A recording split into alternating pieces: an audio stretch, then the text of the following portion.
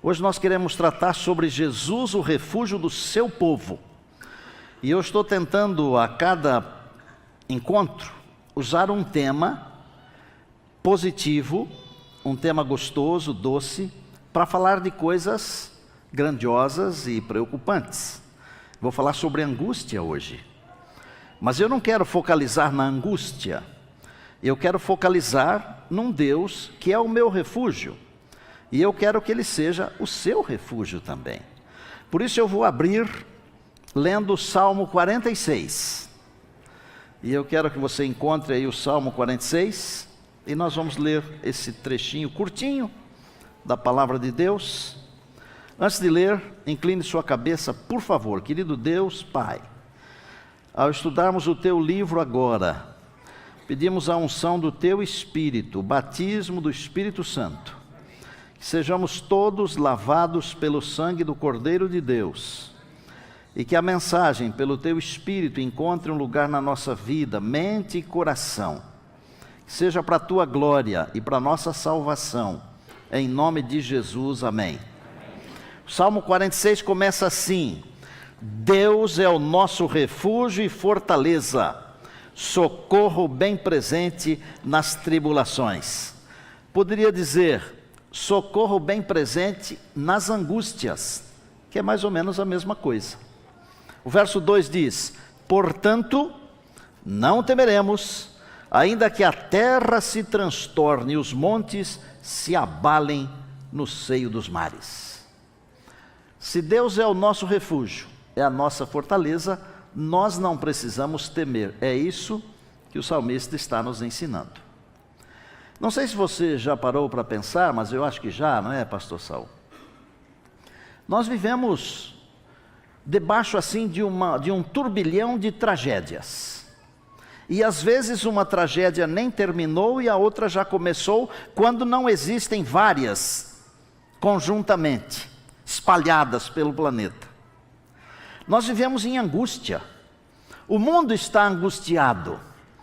Os religiosos estão angustiados, os governantes estão angustiados. Parece que nós chegamos naquele pico culminante onde a Bíblia diz assim: e na terra a angústia entre as nações. A angústia chegou, irmãos. Agora, isso não é algo só dos nossos dias. A angústia existe desde que o ser humano se desviou da orientação de Deus. Por exemplo, você acha que foi fácil para Adão e Eva deixarem o jardim do Éden? Cara, hoje, a gente tem que morar mal, você e eu moramos bem, mas a grande maioria dos habitantes do planeta, a grande maioria mora mal. Sem segurança, sem conforto, sem tudo o que é necessário para a gente ser minimamente feliz. Pensa no jardim do Éden. Eles tinham tudo o que a gente pensa minimamente, eles tinham maximamente, para serem felizes, tudo. E um dia, um belo dia, eles têm que sair pelo portão, olham para trás, observam um anjo lá com uma espada, não podem entrar mais. Você acha que foi fácil? Eu não sei o que é se tornar pobre sendo rico. Eu acho que deve ser muito difícil para uma pessoa que viveu assim regaladamente e de repente se tornar pobre e perder tudo. Deve ser difícil demais. Há um trechinho de um livro escrito por Ellen Goldwhite que eu reputo tão inspirada quanto os que escreveram esses textos que nós acabamos de ler aqui. E ela diz num livro especial que quando Adão e Eva viram as primeiras folhas e flores murcharem e caírem, eles choraram mais amargamente do que nós choramos quando perdemos um familiar. Porque eles não conheciam isto. Foi um sofrimento. A angústia parece que está incrustada no nosso DNA, no nosso gene. Onde a gente vai é angústia, tanto que a maioria das crianças nasce chorando. A maioria. É angústia.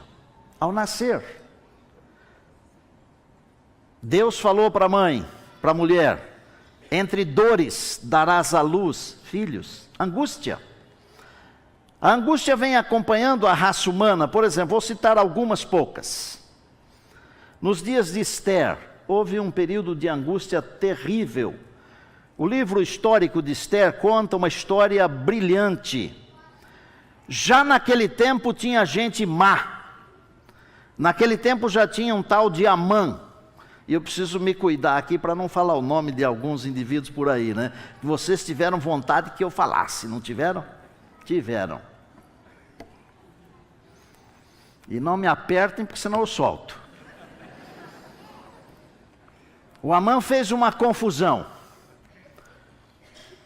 As pessoas que fazem confusão, elas não são de Deus, elas são do diabo. Não faça confusão, porque as pessoas de Deus são aquelas que trazem solução. O Amã criou uma confusão tão grande que Assuero publicou um decreto para matar uma nação inteira, todo um povo. Ele era rei sobre 127 províncias da Medo-Pérsia. Em todas as províncias, quem fosse daquele povo tinha que morrer. Imaginem o sofrimento daquele povo. Às vezes nós estamos equivocados quando pensamos que, por sermos cristãos, não passamos por aflições. Seria bom você saber que algumas das aflições, elas existem só para os cristãos. Há algumas que são para todos, há algumas que são só para os ímpios, e há outras que são só para os cristãos. O Senhor Jesus, quando aqui andou, Ele deixou um recado. E é um recado que tem assim, como se fosse uma moeda, dois lados, duas vertentes. Está em João 16:33, é um recado de Jesus. Ele falou assim: olha aqui, no mundo tereis aflições. Esse é um lado da moeda. Todo mundo tem aflição. Ninguém passa por essa vida aqui sem passar por aflição. Não tem jeito. Esse é o mundo da aflição. Mas aí o outro lado da moeda, Jesus falou assim: mas não é só isso. Tende bom ânimo, porque eu venci o mundo.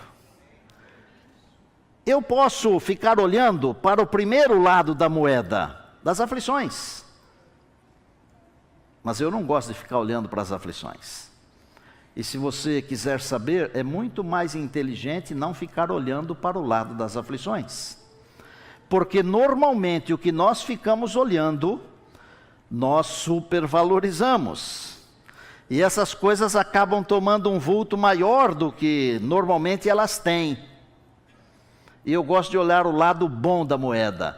Tende bom ânimo, eu venci o mundo. E eu fico com isso. Mas você não tem aflições? Eu tenho, mas eu tenho um lado da moeda que me diz: tende bom ânimo, eu venci o mundo. Moisés falou: Senhor, me ensina a contar os meus dias. Você pode contar os seus dias do jeito que quiser. Você pode contar os seus dias só contando coisas ruins. E é possível, porque elas são demais. É só você ligar a televisão em certos canais, você vai descobrir que é só coisa ruim. E a impressão que se tem é que as coisas ruins de ontem, elas se tornaram piores hoje. E certamente serão piores ainda amanhã. Mas não é muito bom para o cristão ficar contando os dias pelas coisas ruins, pelas coisas tristes. É melhor ficar contando os dias pelas coisas felizes. Ensina-nos a contar os nossos dias, tem que ter a sabedoria de Deus. Todos nós temos alegrias na vida. Nós não temos só tristezas e aflições e tribulações. Nós temos alegrias também.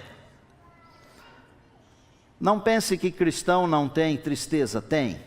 Mas o cristão tem esse lado aqui: tende bom ânimo, eu venci o mundo.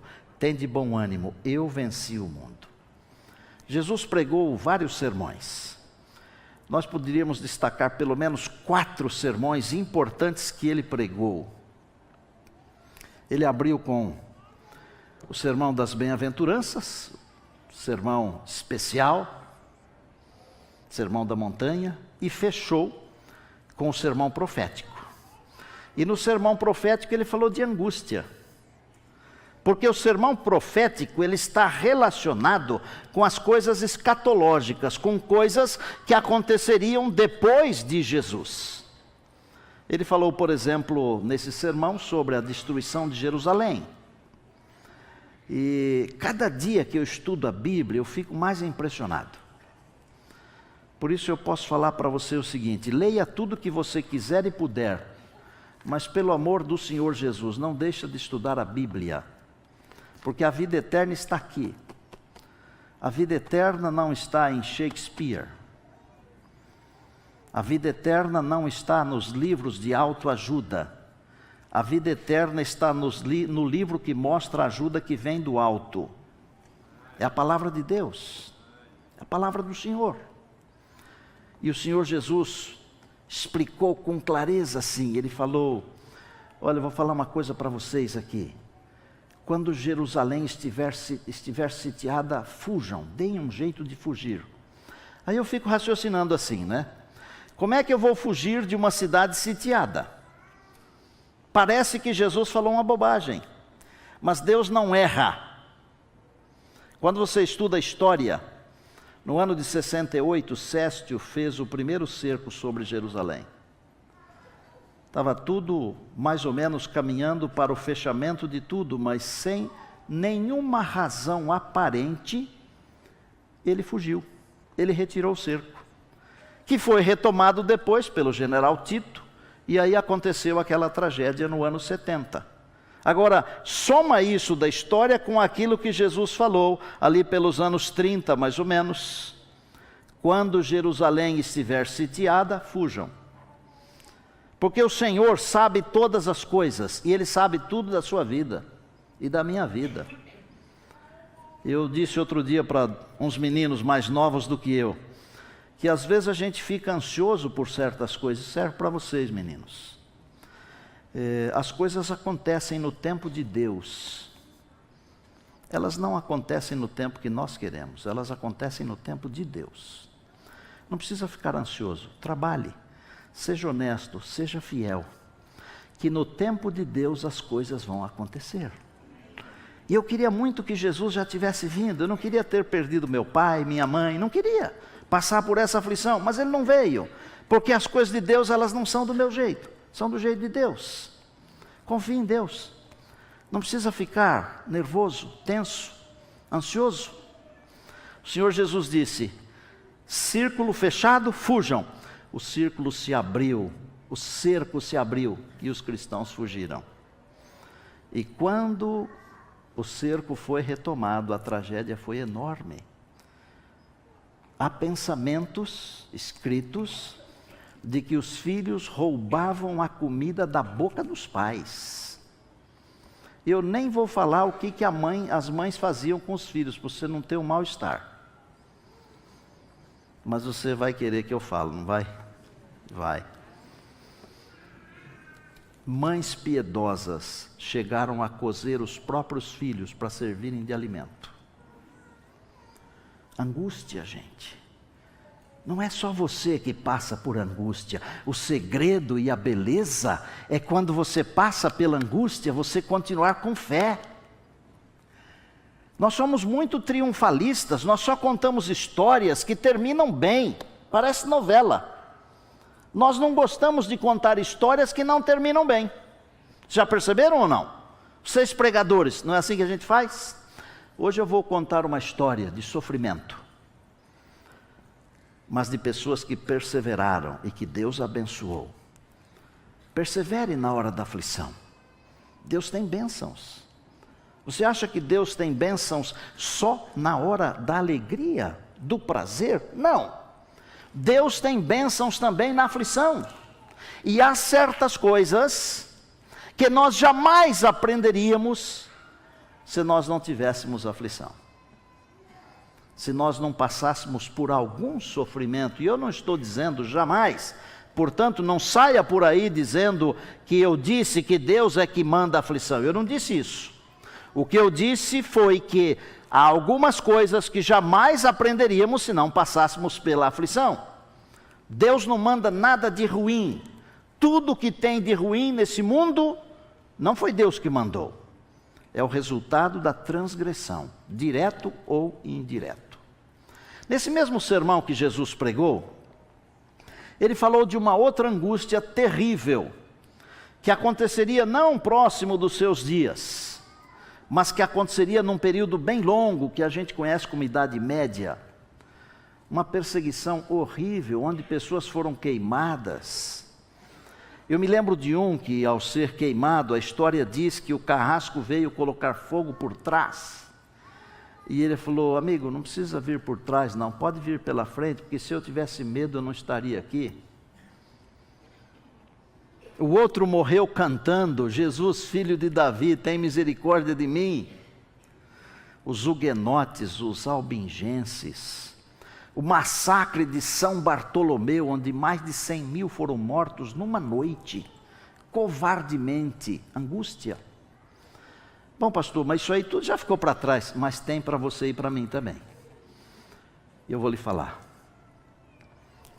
Agora, nesses dias finais, nos nossos dias, a Bíblia fala de pelo menos 3 angústias. 3. Ela fala de um pequeno tempo de angústia, ela fala da angústia qual nunca houve, e ela fala da angústia de Jacó. E eu vou tentar delinear assim, com muita rapidez, um pouquinho de cada uma delas para você. Deguste devagar, com calma, porque Deus tem bênçãos, e tenha coragem, porque Deus está conosco. Acabamos de ler aqui que Deus é o nosso refúgio e fortaleza. Vamos enfrentar com tranquilidade, porque o Senhor nosso Deus está do nosso lado. Diga aleluia! Diga amém, diga louvado seja Deus. Pequeno tempo de angústia. O Apocalipse fala de alguns poderes, capítulo 13. 2 poderes se juntando para atrapalharem a vida dos cristãos. Esses poderes, conjuntamente, eles vão publicar leis que vão ferir o nosso sistema de adoração a Deus, o nosso dia de adoração a Deus. E quem não obedecer, segundo a palavra, não poderá comprar e nem vender. Imaginem vocês. Eu digo quase sempre que eu não gosto de dinheiro. E eu não gosto mesmo. Eu gosto é de gastar o dinheiro. E você também acha que gosta disso aí, não é que você ama o dinheiro, né? Pega o dinheiro assim e fala, eu te amo. Não, não é isso, a gente gosta de usar o dinheiro, né? Mas um dia, quem gosta de dinheiro ou gosta de gastar o dinheiro, não vai poder gastar o dinheiro. Nós seremos proibidos de comprar e vender. Tudo por causa do sábado, tudo. Que será a pedra de toque no final da história. Por isso o Senhor usou o verbo lembra-te. Primeiro porque o povo tinha esquecido lá no Egito. E depois porque lá no final nós vamos ter que nos lembrar. Porque o mundo vai tentar destruir esse conhecimento da nossa mente. Por leis. Imagine você. Eu falei outro dia de uma BMW, lembra? E vou repetir, não é para comprar, tá?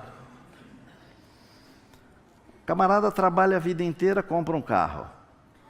Vai chegar um dia que alguém vai pegar o carrinho dele, cheio de etanol ou de gasolina, aquela aditivada, power, e vai falar, tchau, agora é meu.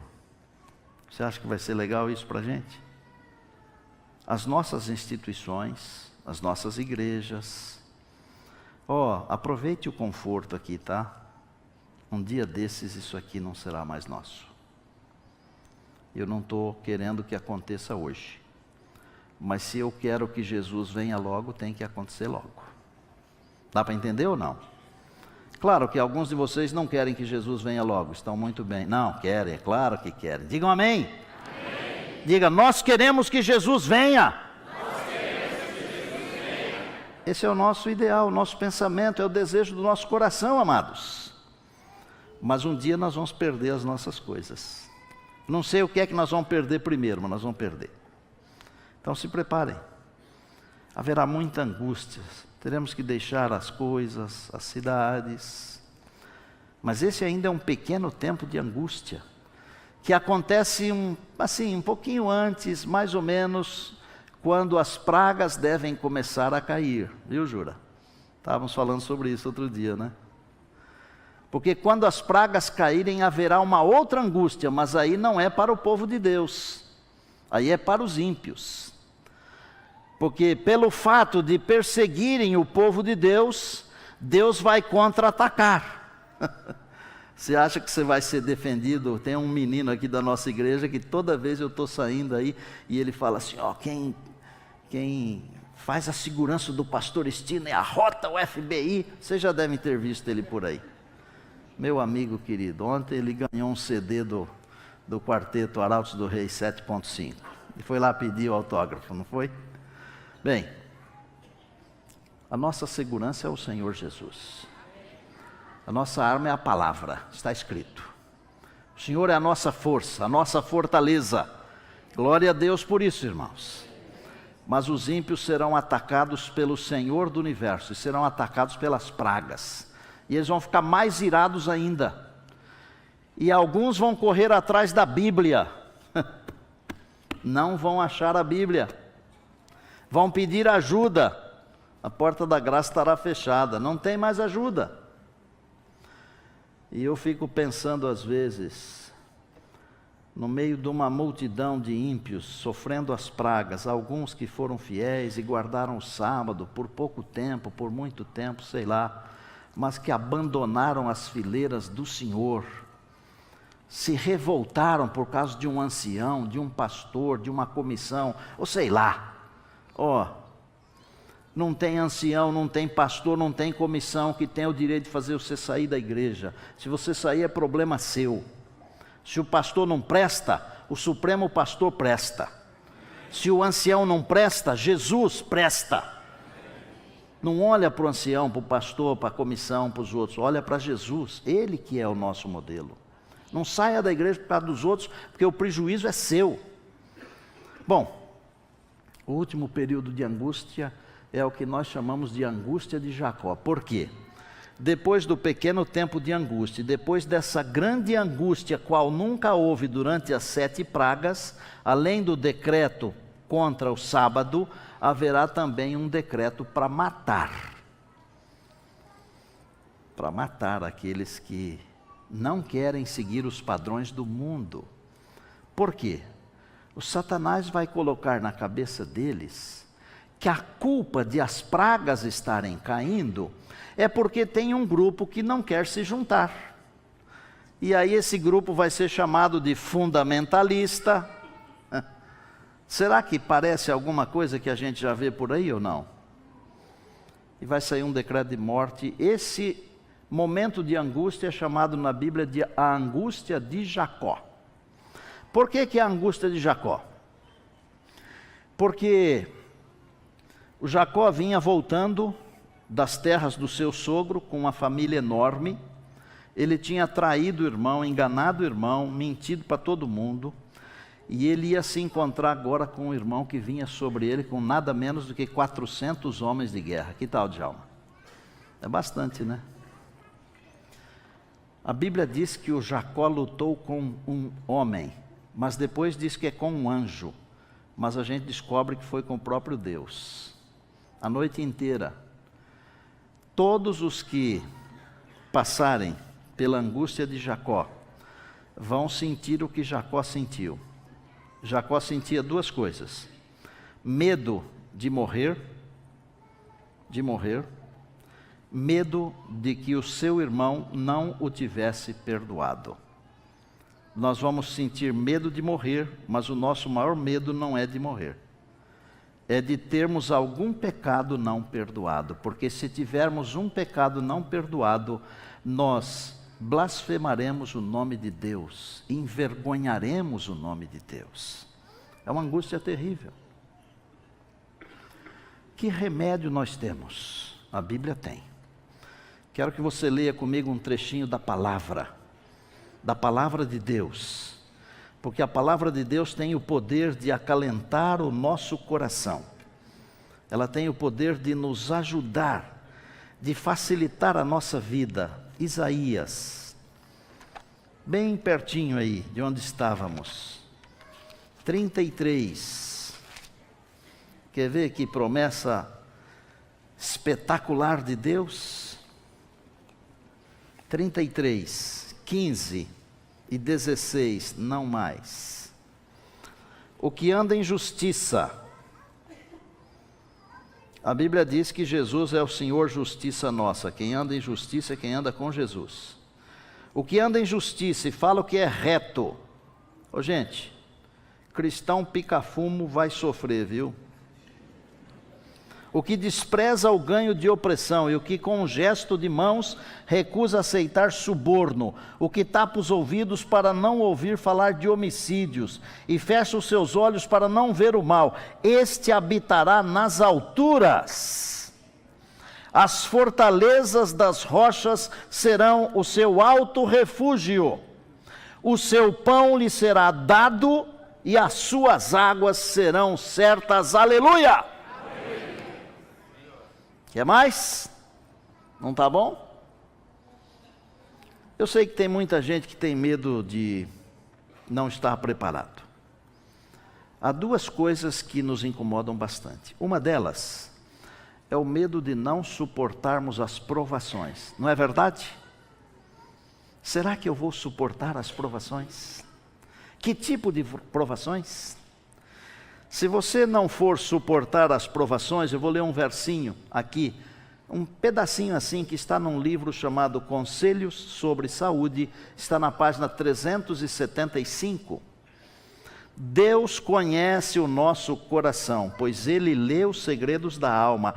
Ele sabe os que seriam capazes de suportar a aflição e a prova que sobre eles viria.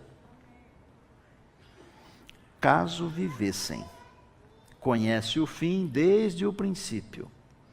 Muitos serão levados ao descanso, antes que a prova de fogo do tempo da tribulação venha sobre o nosso mundo. Deus conhece o seu coração. Se você é fiel, mas não tem a garra suficiente para suportar, Ele vai colocar você para dormir nos braços do Senhor, para não perder você. Pastor, mas e nós não vamos morrer? Primeiros escritos, 283.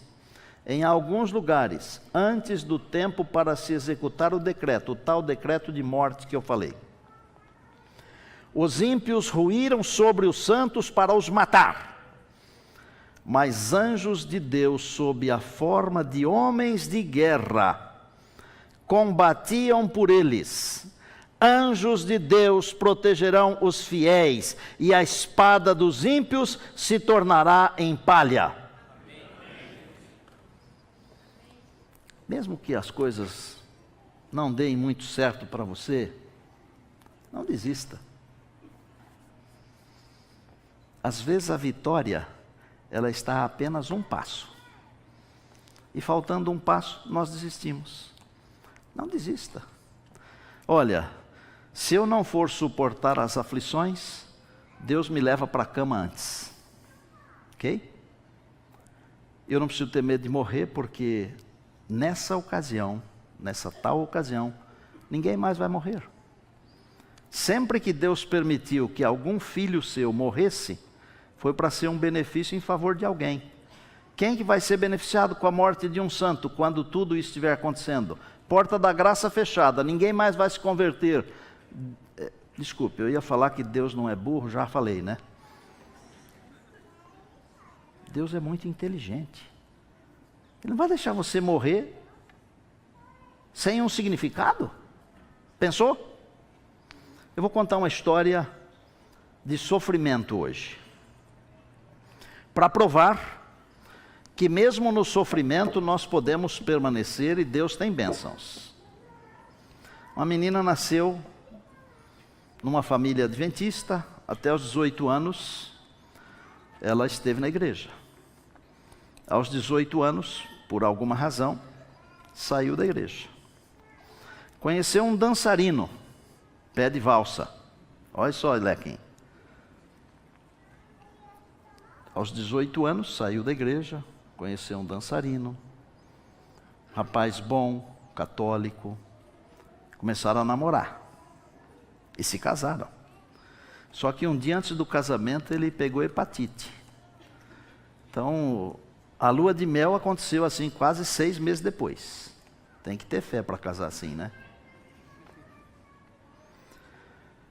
Sonho dessa jovem, agora senhora, como a grande maioria das mulheres, era ser mãe. E engravidou.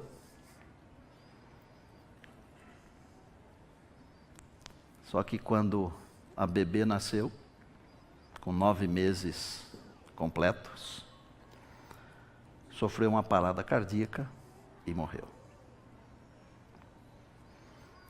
A mãe do moço achou que aquilo era uma macumba feita por uma ex-namorada do jovem casado. Aí foram parar numa mesa de espiritismo. Veja como as coisas são, né? Não deu certo. Deus cuidou. Aí foram para uma outra sessão chamada Mesa Branca. E segundo se entende, por ter ido a essa sessão de Mesa Branca, ela engravidou de novo. E todo mundo dizia que era um moleque, um bebê, um menino. Mas não era, era uma menina. E quando estava para nascer, com 9 meses, a bebê morreu no ventre. Que tal? Essa senhora, talvez pelo fato de não poder ser mãe ou coisa assim, sempre que via um bebê, passava mal. A ponto de um dia ser desenganada pelos médicos e passar como morta 2 dias numa UTI. De repente acorda na UTI e fala para mim, onde eu estou? Está na UTI. Mas o que eu estou fazendo aqui? Você veio para cá 2 dias, estava morrendo. Foi o senhor que me curou? Não, foi aquele lá, apontando para cima, para Deus, né? Igual o Michel, né?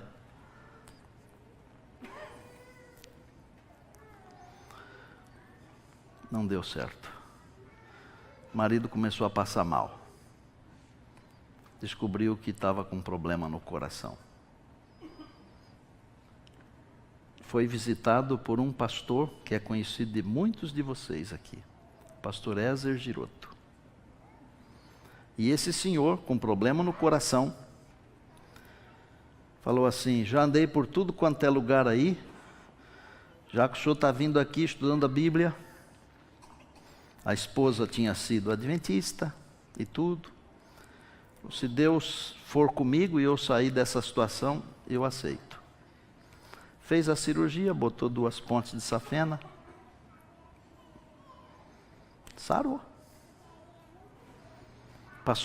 Passaram por toda essa aflição aí.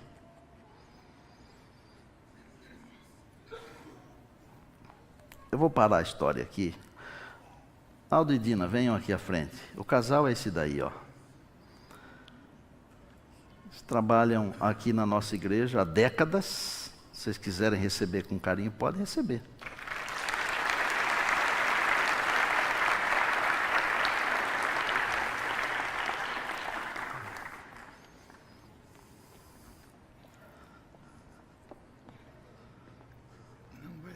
Vamos deixar ela falar então, porque você vai chorar, né? Ele dançava bem mesmo, Dina? Fala a verdade. Pé de valsa. Pé de valsa mesmo? Pé de valsa. E ele ensinou você a dançar? Ele ensinou. E você dançava bem também? Eu dancei também, muito bem. Quer dizer que você perdeu 2 meninas. 2 meninas. E era triste para você então ver assim, criança e tudo? Terrível, eu não podia ver. Eu tinha bronquite, então me dava crises violentas, até eu ir parar no UTI, semi-óbito.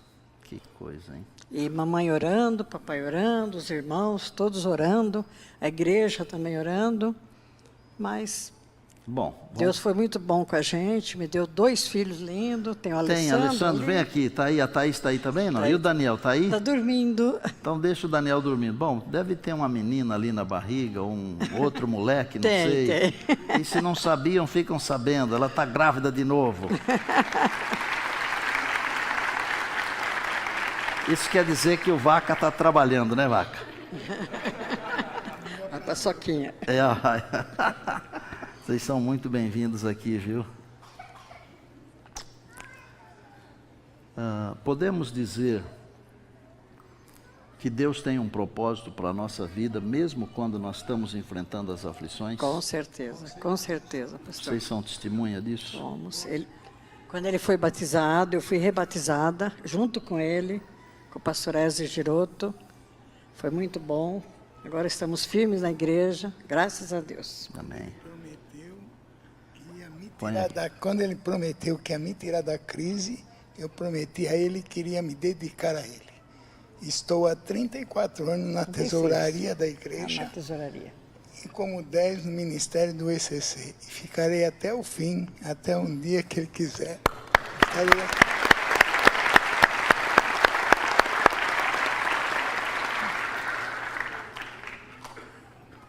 Deus é bom.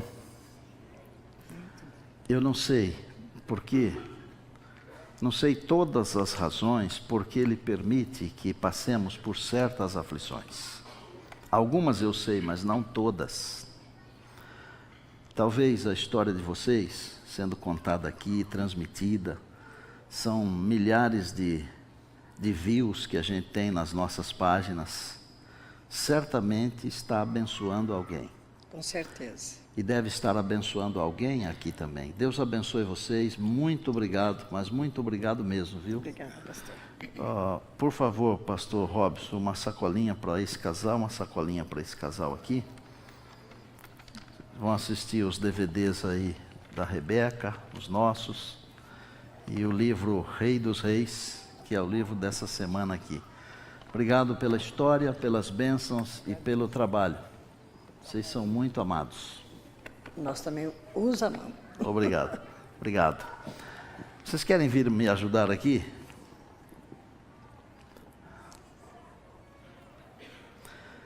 No meio de tanta crise, de tanta confusão, quando a gente entende que Deus é o nosso refúgio e fortaleza, uma paz que vai muito além dessa vida aqui, ela inunda o coração. E se você quiser esta paz está em Jesus. Eles vão cantar isso. Fale com o Senhor agora. Se Ele quiser que você passe pelas últimas aflições desta vida, peça-lhe que dê a você a força para resistir, para que você seja um vencedor, uma vencedora. Irmãos, com toda a sinceridade do coração, nós estamos a um passo, não mais do que um passo, é só um passo, paz. Arautos do Rei.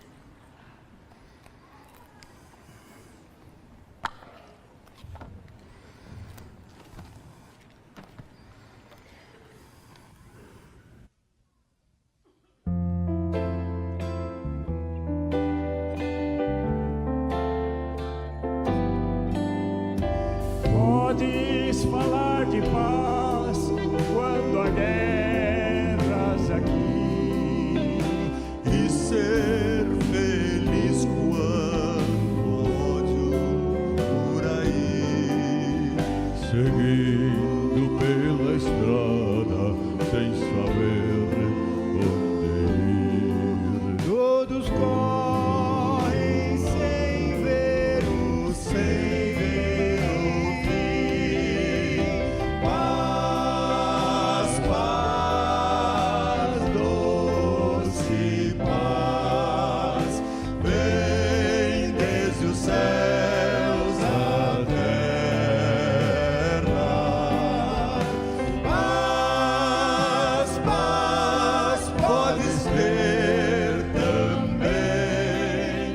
Apenas estenderes a mão,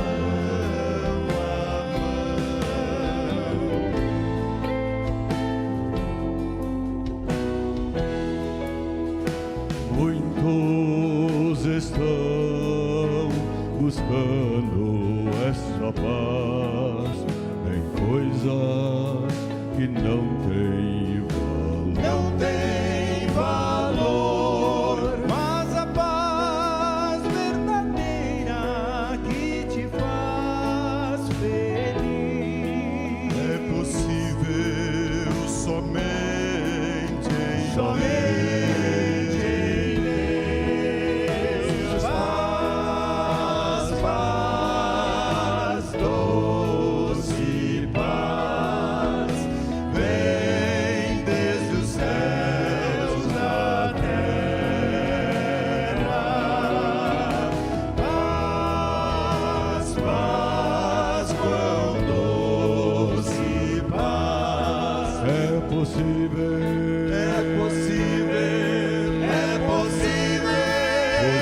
somente em Deus,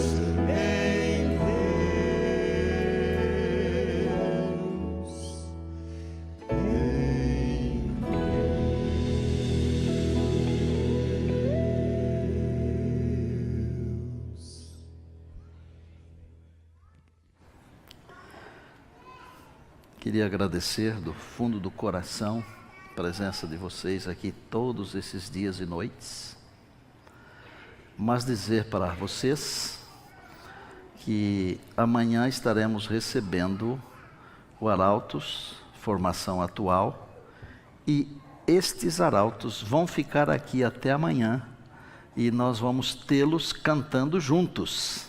Então amanhã será muitíssimo especial. Se tivessem que perder um dia, uma noite, deveria ter sido essas que ficaram para trás. Amanhã não pode perder. Tá certo? Um beijo para vocês. Vocês são demais. Glória a Deus. Obrigado.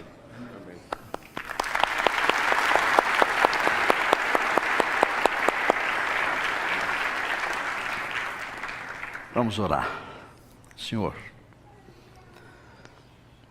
obrigado porque esta noite foi uma noite muito especial. Homenagens, coisa linda. Eu quero entregar tudo isso nas tuas mãos como gratidão. Os cantos, a pregação da palavra, é para o teu louvor, meu Deus, para a tua adoração. Mas é também para preparar um povo, para muito em breve nos encontrarmos com o Rei dos Reis. Amém. Obrigado por todos os nossos convidados, nossos irmãos, nossas irmãs. Amanhã nós queremos estar aqui de volta. Queremos outra vez cantar as músicas de Sião e ouvir outra vez a tua voz na palavra. Amém. Ao nos despedirmos agora, suplicamos a tua bênção e o fazemos em nome de Jesus. Amém.